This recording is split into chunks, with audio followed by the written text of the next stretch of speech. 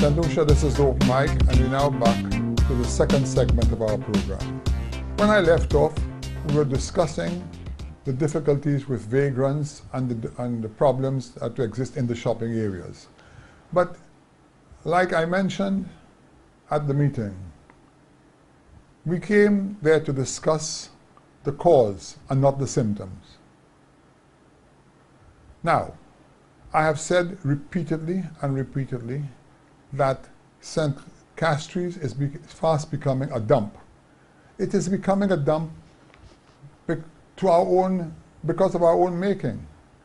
It is now over 20 years. Every street corner is a parking lot. If one lives in a civilized country, there are parking areas designed, everybody has to make a living. I think the bus owners, the taxi drivers, we all owe it to them to give them a home. Let us take the Botanical Gardens. It is now 15 years that place has been used, and to date there is not one covering over that area. There are no toilets in the area. How can that be right? That's the first. You go down to the boulevard, you go to the side streets of Castries. Now, when you have concentrated confusion, you have people mulling around because people come to take the buses, they come to get the taxis, so you create more human activity than is necessary. That's why people build parking lots.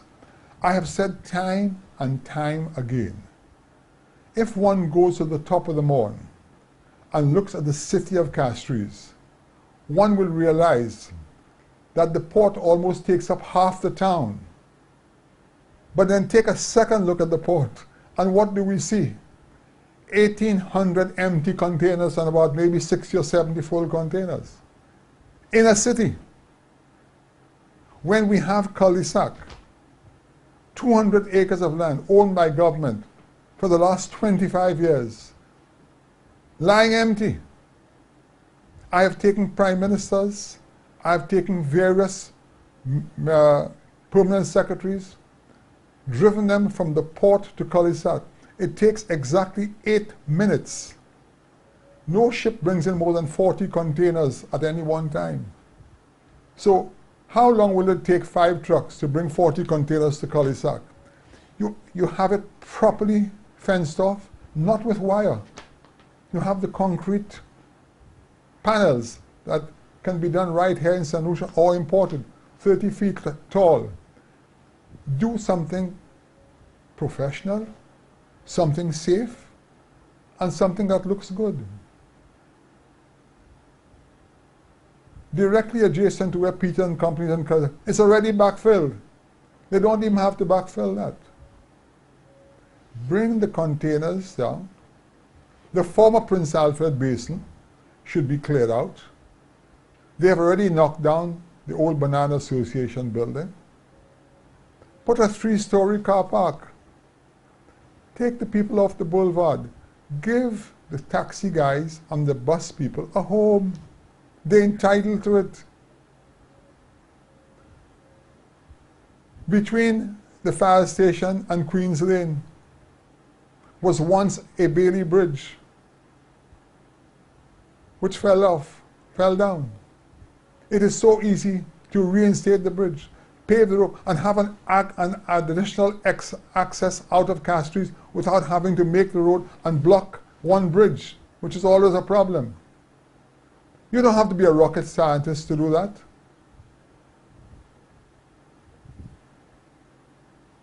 In the process, let us just look at Shed 4 and 5. I've spoken time and time about it. 18 years. My picture shows the condition of the roof. Why? In a matter of 2 weeks, any contractor can come, take off the roof, raise it 5 or 6 feet, get some nice galvanized, paint it a nice pastel color, put 40 doors and have 40 shops opening to the street side for the vendors. Take off those ugly looking shacks right opposite the Ministry of Finance, the Bank of St. Lucia, and give them a facility right there. Something nice, something comfortable. Take off the old toilet facility, which looks so decrepit. Take one room, put in 12 or 13 beautiful international toilets with a caretaker, so the visitors and the locals can have a place. These are just simple ideas that will not cost millions. Instead, we take $60 million, we put into a financial center in Sans Souci. It's been there 2 years, has not been occupied. Could the government do without it? Decidedly so, they could. I understand another $80 million is going to be invested in the Vieux Fort, in a human resource center, when in fact, in the town of Vieux Fort, NIS has a building which the tenants were moved out and brought somewhere else, and it's left empty. That cannot be right. You go down to Banan, where you have the roundabout coming from the south. What do you see?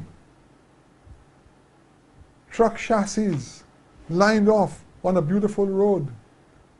When those chassis again could be taken and parked properly in the cul-de-sac area, that area cleaned up properly, yeah? And that whole strip with nice big bollards for cruise ships to tie on. You can take 2 cruise ships there. Look at the Latok Bay, where all the stuff from the Castries River just lodges itself. Old bottles, plastics. That's what tourists see when they come in on our cruise ships. First impression and last impression. Will they want to come back? Everybody has a camera today. Can you imagine those pictures making the rounds on the internet? And you compare that with St. Martin? You compare that with Aruba? That's our competition. That is our competition. Yeah. We are a tourist island. When one comes into Castries Harbour on a cruise ship, on the left-hand side, what do we see? 22 acres of beautiful land with just the Coast Guard at one end, with a number of derelict motorcycles, engines, old boats seized from drug trafficking there, left to rot. Is that what we want for our country? The money is being spent elsewhere on buildings, can be put up. You can have a new Point Seraphim with some lovely apartments, which would give additional work and create more income from the cruise ships when they come in, because a cruise ship staying outside doesn't pay anything. You look at VG Cove. How many countries in this world would love a cove like VG, where you can have beautiful cafes adorned on both sides, right? Create employment. People will spend more. Address the area. You take the south of the island, the Vieux Fort area, crying for help. You have the Il Pirata, which was once a beautiful restaurant. It's now roofless. That whole bay there, one can put in 2 concrete piers, not any big, lot of money, 15 feet, 2,000 feet long. And you can take 4 cruise ships to home port. And that would bring activity to the south. You have so many lovely sites in the Vieux Fort area that can be addressed, that tourists know nothing about. So if the cruise ship is down there, the people in Vieux Fort, Choiseul, all that could get the influx of tourists. All it takes is someone to sit back for a moment and reflect on those things. We don't have to spend millions and millions to do those things. I've repeatedly mentioned in the past that one of the areas, again, we need to focus on is a good medical institution in St. Lucia. There's a big demand for that. I'm going to show St. Lucia an artist's impression of what I have planned for this country. And before I move on for the last years of my life, I intend to make it happen. And that is a wonderful institution similar to what I see in other islands. An institution which can house minimum 1,000 students. Such an institution, if I'm fortunate enough and I have the strength to complete it before I pass on, that in itself will require at least 1,000 apartments, because every student has to live somewhere. What does it do? Contractors can get work, the business houses can sell their materials, the government will cut their share of money when they come in as a tourist. They have their parents who visit them twice a year. Can you imagine what that would do for St. Lucia? So, what we need now is an administration to just listen for a change and say, look at me, that is indeed a good idea. Let us hold your hand. Let us move along with it. What can we do? But we don't get that feedback. And that's our worry.